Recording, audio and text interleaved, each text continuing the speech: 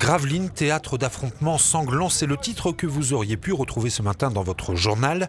Ne vous inquiétez pas, les coups de canon et d'armes qui ont retenti dimanche dans la ville fortifiée étaient factices. Il s'agissait de la reconstitution d'un affrontement des garnisons de Napoléon Bonaparte dans le cadre des journées des sites fortifiés.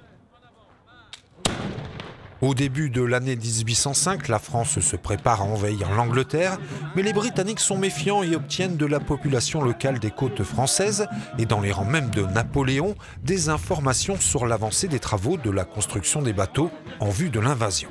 Ce week-end, on a multiplié les gardes pour éviter que les espions, qui paraît qu'ils viennent de la future ville commune de Grand-Fort-Philippe, il paraît que c'est un nid d'espions et de contrebandiers. Alors, on se méfie de là-bas. C'est vrai? Généraux, chefs de bataillon et soldats surveillent alors de très près les habitants du territoire gravelinois et dunkerquois. Parmi eux se cachent peut-être quelques traîtres. Aujourd'hui, vous avez pu voir aussi une démonstration, on va dire que c'est pas une bataille, puisque entre Français, on ne se bat pas. C'est une démonstration pour démontrer si les troupes étaient prêtes et qui sont prêts au feu. N'est-ce pas, mon général? Messieurs les généraux, c'est ça? Voilà. C'est pour démontrer, pour les aguerrir au feu.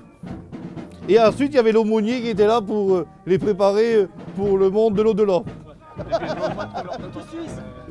220 figurants, des dizaines de tentes, des canons et des fusils à baïonnettes, tous les ingrédients sont réunis pour illustrer ce pan de l'histoire française. C'est une première sur Gravelines, puisque on a été conviés par la ville de Gravelines pour faire un camp napoléonien qui est la suite logique du livre que j'ai écrit avec André Lesage concernant le camp de Coudekerque-Branche qui était 11 ans d'âge, on va dire, et on s'aperçoit que Gravelines était important à l'époque, puisque nous avions ici tous les bateaux qui étaient construits en Belgique, Hollande et Dunkerque pour partir vers Ambleteuse. Finalement, ce projet d'invasion si ambitieux de Napoléon fut abandonné en août 1805 après la défaite de Trafalgar. Une grande partie des troupes mobilisées fut envoyée pour soutenir la bataille d'Autriche et remporter une victoire à Austerlitz.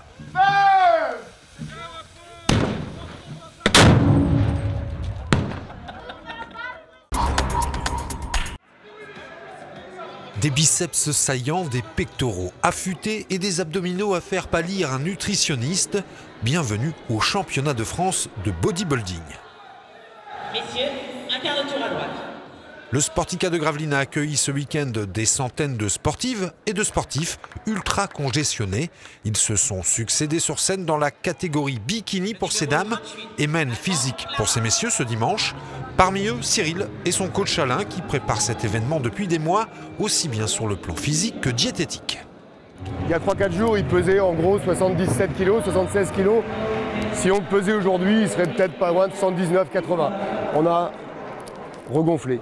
Toute l'année, ils ont une alimentation un peu classique, un peu comme tout le monde, bien sûr. Il faut bien se faire plaisir. Et suivant le poids de corps, 2-3 mois avant la compétition, on va attaquer une sèche, ce qu'on appelle une sèche. Hein, donc perdre le gras tout en maintenant la qualité musculaire, bien entendu, parce que c'est l'objectif, bien sûr. Des semaines, voire des mois de préparation, Cyril se soumet volontiers à ces sacrifices. Ils lui ont permis de se distinguer ces dernières années. C'est la 3e année qu'on fait ces championnats de France et on termine à chaque fois dans les 6 premiers, en demi et en finale. Donc tant qu'on reste dans les 6 premiers, on s'accroche. Hein. Si on avait dû faire premier, on l'aurait fait depuis longtemps. On reste dans les 6 premiers, pour l'instant c'est bien, il y a des petits jeunes derrière qui sont là, voilà, on s'accroche. Notez que le Dunkerquois Clément Vermersch, 34 ans, évoluant à l'USG Musculation de Gravelines, a remporté le titre en bodybuilding dans la catégorie senior de moins de 90 kg.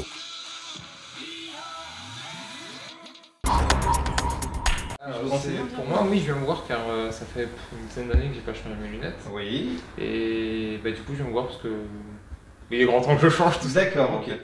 L'accueil du client chez François Laporte est cordial, spontané et naturel. Un savoir-vivre récompensé le 11 avril dernier par le label national Commerce de proximité dans la ville. Les commerçants de Broekkerk et de Watt se sont vus attribuer le prix du deuxième sourire. L'Auberge et l'Homme-Plage, quant à elles, le prix du premier sourire. Une distinction attribuée après l'organisation d'une journée de promotion des commerces locaux. Nous y avons participé, nous avons posé notre candidature. À ça, nous avons dû faire des animations ce jour-là, qui était le 10 novembre dernier. Donc nous avons eu des animations au magasin, pour les métiers de bouche, des dégustations produits, du savoir-faire, l'explication du savoir-faire. Pour ma part, j'avais fait un shooting photo, venez vous relooker voilà, avec des lunettes ou avec des chapeaux, des accessoires. Et des expositions tableaux, des artistes locaux qui sont venus exposer aussi dans les magasins. L'accueil, le service, le savoir-faire, autant de compétences que les commerçants doivent exploiter pour faire la différence. Ce label apposé sur les vitrines en atteste. Ça peut apporter une reconnaissance et donner aussi à l'envie aux habitants launois de venir nous découvrir les commerces, nos savoir-faire et puis la convivialité. C'est vrai que c'est quand on part toujours comparaison avec la grande distribution et ce qui se passe à côté, c'est que nous, on connaît nos clients, on connaît leurs besoins et voilà, on sait de quoi on parle et on a une traçabilité vis-à-vis des produits. Donc on valorise notre clientèle et notre savoir-faire. Une reconnaissance toute particulière pour la jeune union commerciale de l'Homme-Plage, créée il y a tout juste un an.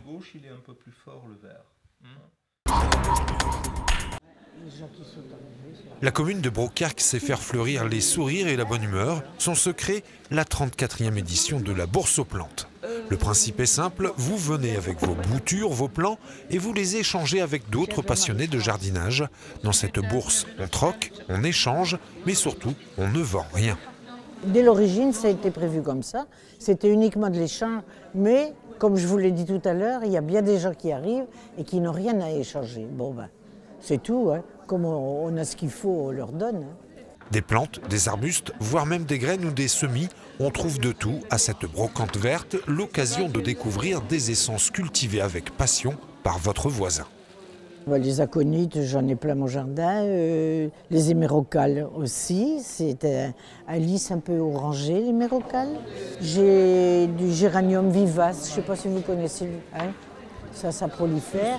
Et c'est très agréable pour celui qui ne veut pas trop investir. Le géranium s'étend avec beaucoup de facilité.